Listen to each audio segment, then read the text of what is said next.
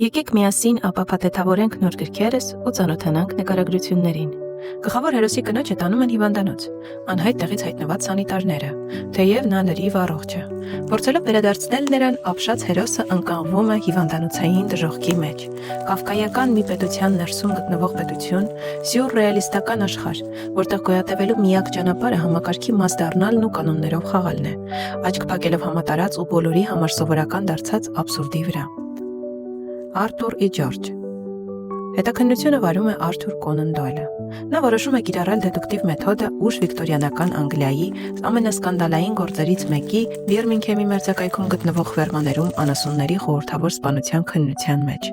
Նրա նպատակը ապացուցել, որ այս հանցագործության մեջ մեղադրվող նահանգային իրավաբանը անմեղ է։ Կոնան Դոյլն իր ընկերոջ եւ օգնական Վուդի հետ ուղևորվում են Սթաֆորդշիր։